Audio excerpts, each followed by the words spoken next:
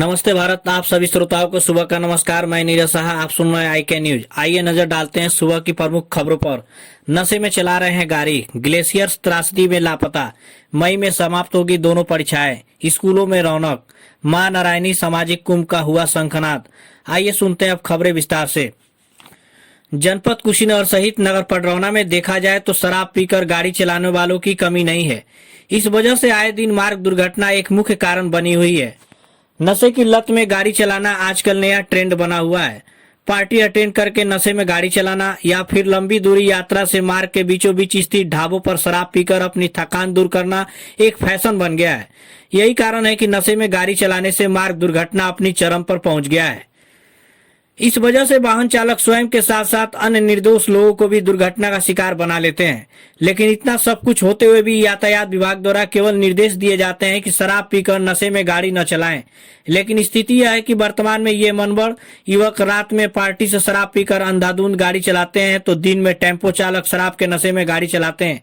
लेकिन यातायात पुलिस इसको नियंत्रित करने के एवं चेकिंग करने के जगह अन्य कार्यों में व्यस्त है। खड्डा तहसील क्षेत्र के ग्राम सभा 3 परसा निवासी सूरज 22 वर्ष चमोली जिले के तपोवन में फोक लेन ऑपरेटर था। वह चमोली जिले के ऋषिगंगा प्रोजेक्ट में काम कर रहा था। उत्तराखंड में हुए ग्लेशियर त्रासदी के बाद से ही वह लापता है।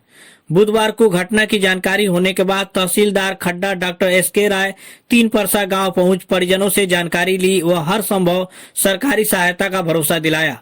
आपको बताते चले कि 3 परसा निवासी उमेश और सूरज दोनों भाई उत्तराखंड के चमोली जिले में काम करते हैं। परिजनों के अनुसार उत्तराखंड में आई तबाही के बाद से ही सूरज का कोई पता सुराग नहीं चल रहा है। 7 फरवरी के दिन उसकी छुट्टी थी। वह कंपनी में ही पोकलैंड की सर्विस करने गया था, जहां वह आपदा में फंस गया। तभी से उसका कोई पता सुराग नहीं चल पा रहा है। चमोली में ही साथ रहा भाई के अनुसार रेस्क्यू टीम से जानकारी का प्रयास कर रहा हूँ। पिता श्रीनिवास, माता फूला देवी सहित परिजनों का रो रो कर बुरा हाल है। यूपी बोर्ड हाई स्कूल व इंटरमीडिएट की परीक्षाएं 24 अप्रैल से होगी शुरू। माध्यमिक शिक्षा परिषद की ओर से विस्तृत परीक्षा कार्यक्रम बुधवार को जारी कर दिया गया है। मई में दोनों कक्षाओं की परीक्षाएं समाप्त हो जाएगी। वहीं 10 मई को मैट्रिक की और 12 मई को इंटर की परीक्षाएं समाप्त हो जाएगी। परीक्षाएं 1 महीने से भी कम समय में आयोजित होकर समाप्त हो जाएगी। साथ ही हाई स्कूल की परीक्षाएं जहां 12 दिनों में समाप्त हो रही है तो वहीं इंटर की परीक्षाएं 15 दिनों में ही संपन्न हो रही है। इस बार बोर्ड परीक्षाओं में 56 लाख स्टूडेंट शामिल होंगे। इनमें 29 लाख हाई स्कूल और 26 लाख इंटर की परीक्षा में बैठेंगे। लगभग 11 महीने लंबे इंतजार के बाद अब कोरोना संक्रमण काल के उपरांत बेसिक शिक्षा विभाग द्वारा जारी शासनादेश के अनुपालन में बुधवार को छात्र छात्राओं के आगमन से स्कूलों में रौनक वापसी की शुरुआत हुई।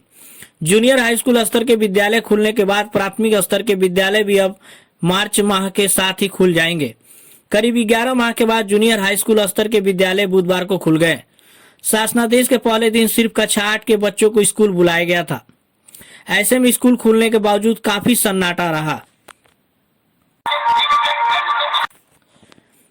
मौनी अमावस्या पर पनियहवा नारायणी तट पर लगने वाली मां नारायणी सामाजिक कुंभ की साधु संतों के मंत्रोच्चारण के बीच शंखनाद कर विधिवत शुरुआत हो गई। बुधवार को भाजपा जिलाध्यक्ष प्रेमचंद मिश्रा व कोऑपरेटिव बैंक के चेयरमैन लल्लन मिश्रा ने मां नारायणी व स्वामी विवेकानंद के चित्र पर पुष्प अर्चना के बाद सामाजिक कुंभ की शुरुआत हो गई। कार्यक्रम में 3 विशिष्ट लोगों को कृषि, सेवा व पर्यावरण के क्षेत्र में उत्कृष्ट कार्य करने हेतु नारायणी लोक सम्मान भी दिया गया। सामाजिक कुंभ के संयोजक मनोज कुमार पांडे व कमेटी ने आभार व्यक्त किया है। शाम को नारायणी तट पर गंगा आरती का कार्य भी संपन्न हुआ है। अब खबरें समाप्त हुई। कल इसी समय फिर मिलेंगे। तब तक के लिए सुप्रभात। धन्यवाद।